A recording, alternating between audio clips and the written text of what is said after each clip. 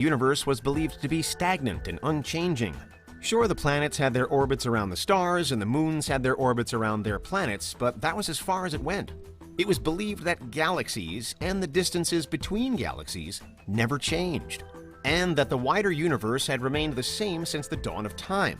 It wasn't until Isaac Newton formulated his laws of gravity that this fundamental belief was really called into question. In light of Newton's new laws of nature, a stagnant universe made no sense. If all objects had mass, which Newton showed they did, then the gravity of that mass should have been causing the universe to collapse in on itself. This obviously hasn't happened. So what was it that was preventing gravity from doing its job? The phenomenon went mostly unexplained until the year 1929, when, by studying the red shifts of distant galaxies, the famed astronomer Edwin Hubble discovered that everything in the universe was in fact moving away from us. For the first time in history, we had evidence that the universe was expanding, which posed another new theory, that it must have been this way since the beginning, since what came to be known as the Big Bang. However, at this stage, we knew nothing of the expansion accelerating, and so it was assumed that the internal mass of the universe would still eventually cause expansion to slow down and presumably even hit reverse. This belief that the universe would one day contract back towards its ultimate demise came to be known as the Big Crunch theory.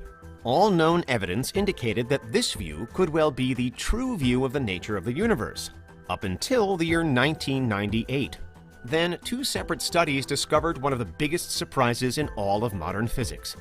The Supernova Cosmology Project and the High-Z Supernova Search Team were both charged with observing the light from Type 1a supernovae, which are supernovae specifically occurring in binary star systems where one of the stars is a white dwarf.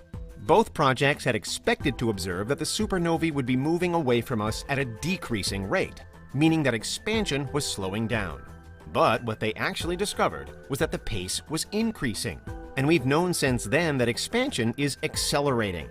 It was a moment in time that completely changed our understanding of how the universe works, and it prompted yet more questions. Most notably, why wasn't gravity slowing expansion? Physicists came to the conclusion that there must be some unknown energy actively working against it. This inexplicable force is now known as dark energy. While most everything about dark energy is still unknown, scientists have calculated that it must be responsible for 68% of the universe's matter-energy composition. For comparison, dark matter is thought to make up 27%. And all visible matter, all the stars, planets, and moons, only make up about 5% of the universe. Besides the fact that it exists, the very little we can say about dark energy is almost entirely theoretical.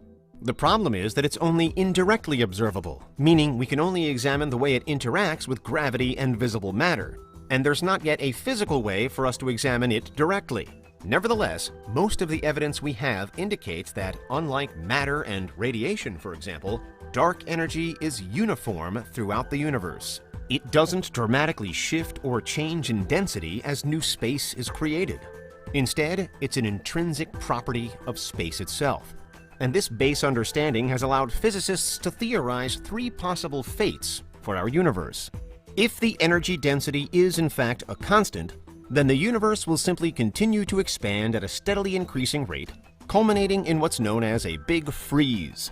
Eventually, cosmic distances would measure towards infinity, and only objects that are gravitationally bound to each other would remain linked in any way. New stars would no longer form, and all existing stars would begin to die out. After trillions of years, only black holes would remain, before they too would disappear, according to Stephen Hawking's radiation theory. The Big Freeze gets its name because all that would be left of the universe is a cold and empty void. But what happens if the density of dark energy isn't a constant? Scientists can't rule out that there could be slight variations in how dark energy works and how much of the universe is comprised of it. In fact, early observations do suggest that dark energy may be either slightly increasing or slightly decreasing in strength. If it decreases enough, then we're back to a big crunch scenario, where things return inwards. But if it increases in strength, then it's thought that the force of dark energy could become so strong that the fabric of space-time itself would be under threat and could even tear apart. This is the Big Rip scenario, and it's potentially terrible news for, well, everything. In this scenario, dark energy overcomes all other forces of nature, including gravity.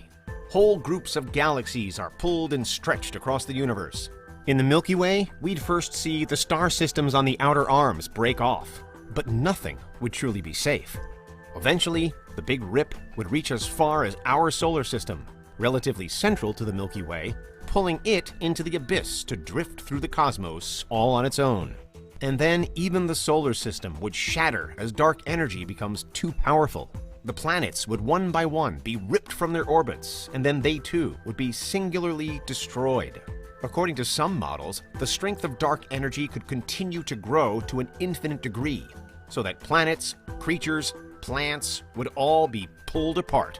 And then the atoms themselves would split into their subatomic parts, which in turn would eventually disintegrate.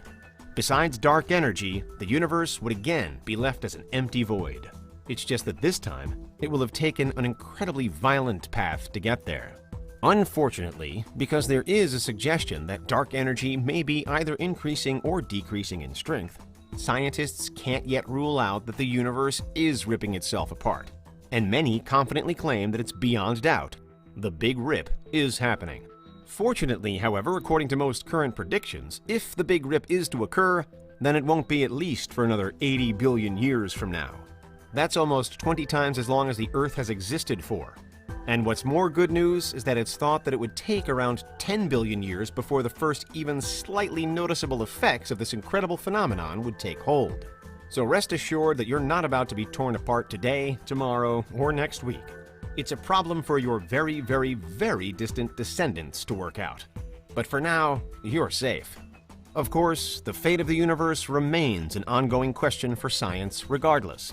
And whatever happens to it, we're increasingly confident that dark energy will play a large part.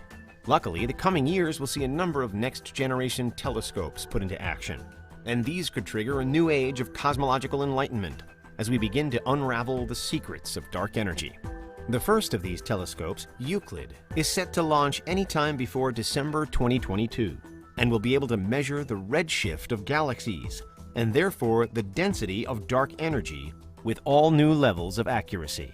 Still, if the universe really is ripping itself open, then there will likely never be anything we can do to stop it from happening. It would be nice to know what the future holds though, wouldn't it? And that's why the universe might be tearing itself apart.